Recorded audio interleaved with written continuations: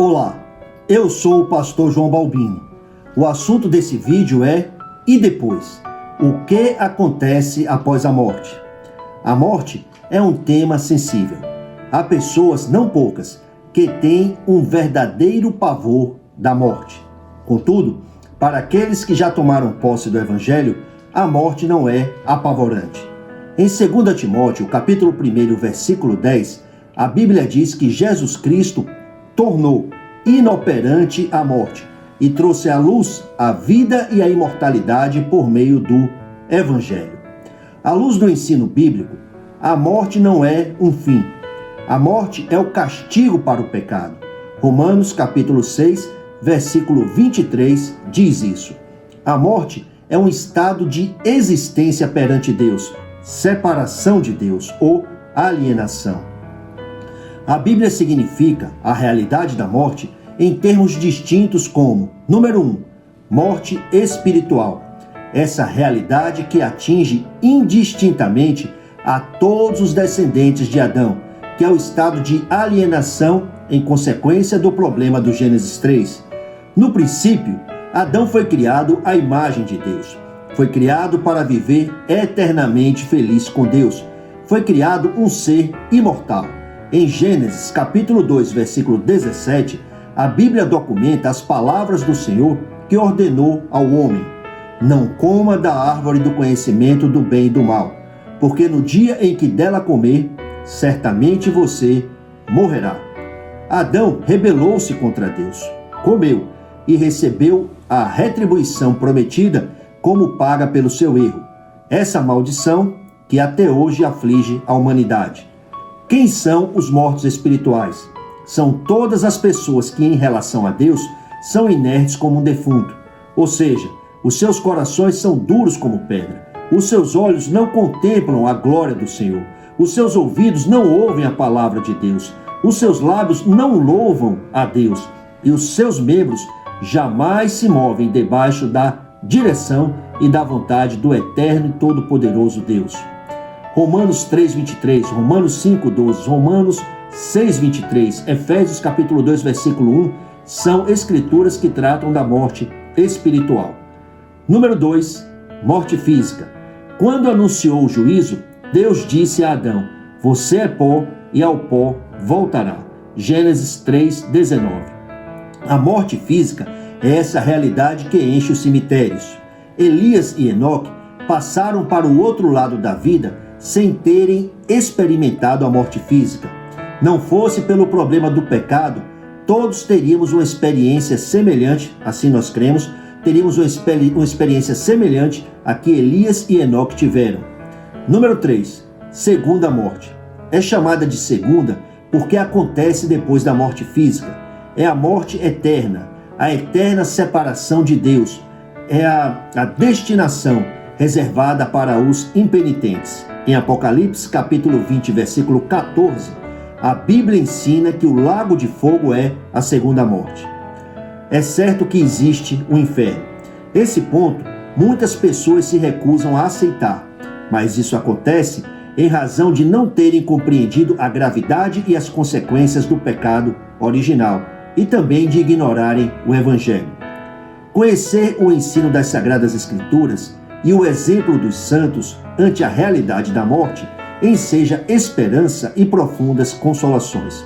Por exemplo, no livro de Jó, o temente servo de Deus declarou a sua convicção a respeito do que sucederia ao seu falecimento, e a Bíblia documentou as suas palavras. Leiamos, livro de Jó, capítulo 19, versículos 25 ao 27. Jó declarou: "Eu sei que o meu Redentor vive, e que no fim se levantará sobre a terra. E depois que o meu corpo estiver destruído e sem carne, verei a Deus. Eu o verei com os meus próprios olhos, eu mesmo e não outro, como anseia no meu peito o coração." Fica claro que Jó compreendia que esse mundo não é tudo que há. Entretanto, o mais importante é que Jó tinha certeza de que a sua vida estava resolvida.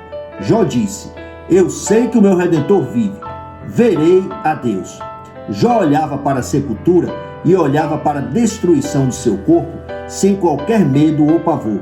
Muito pelo contrário, Jó percebia o acontecimento máximo e mais desejado de sua existência, que era ver o Senhor com os próprios olhos, como um evento reservado para depois da morte física.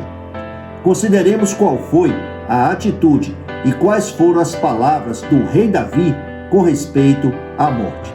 Iniciando no livro de 2 Samuel, capítulo 12, versículo 13, nós encontramos o profeta Natã transmitindo uma mensagem de juízo para Davi. No versículo 15, a Bíblia diz que depois que Natã foi para casa, o Senhor fez adoecer o filho que a mulher de Urias dera a Davi. No versículo 16, a Bíblia diz que Davi implorou a Deus em favor da criança. Ele jejuou e, entrando em casa, passou a noite deitado no chão. Segundo a Bíblia, versículo 18, 7 dias depois a criança morreu. E o que aconteceu foi que os conselheiros tiveram medo de informar ao rei que a criança havia morrido. Finalmente, Davi acabou descobrindo a morte da criança. A Bíblia diz, versículo 20, então Davi levantou-se do chão, lavou-se, perfumou-se e trocou de roupa. Depois entrou no santuário do Senhor e adorou. E voltando ao palácio, pediu que lhe preparassem uma refeição e comeu. A atitude de Davi surpreendeu os conselheiros que lhe perguntaram, versículo 21, por que ages assim? Enquanto a criança estava viva, jejuaste e choraste. Mas agora que a criança está morta, te levantas e comes? Qual foi a resposta de Davi? Leiamos. 2 Samuel, capítulo 12, versículos 22 e 23. Ele respondeu, enquanto a criança ainda estava viva, jejuei e chorei. Eu pensava, quem sabe, talvez o Senhor tenha misericórdia de mim e deixe a criança viver. Mas agora que ela morreu, por que deveria jejuar? Poderia eu trazê-la de volta à vida? Eu irei até ela, mas ela não voltará para mim.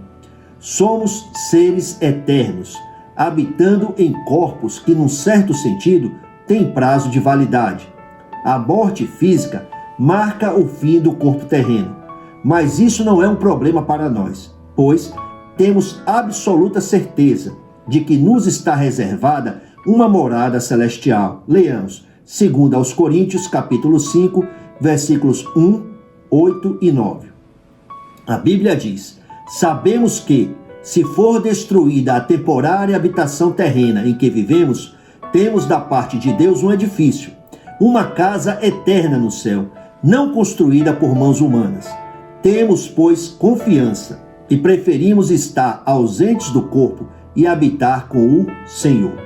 Por isso, temos o propósito de lhe agradar, quer estejamos no corpo, quer o deixemos. A escritura que acabamos de ler revela a confiança que o apóstolo Paulo tinha com respeito à eternidade.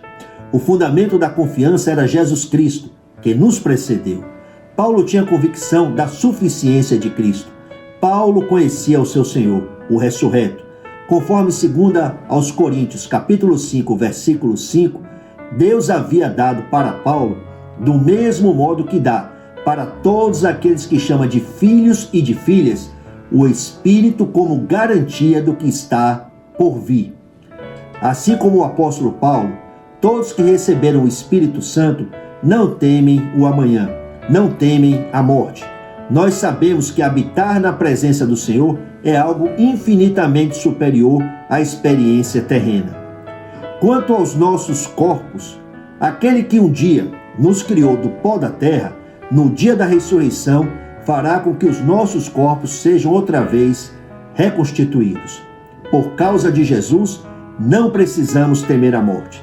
Por sua ressurreição, Jesus Cristo superou a morte. Em 1 Coríntios, capítulo 15, versículos 55 ao 57, a Bíblia diz, onde está, ó morte, a sua vitória?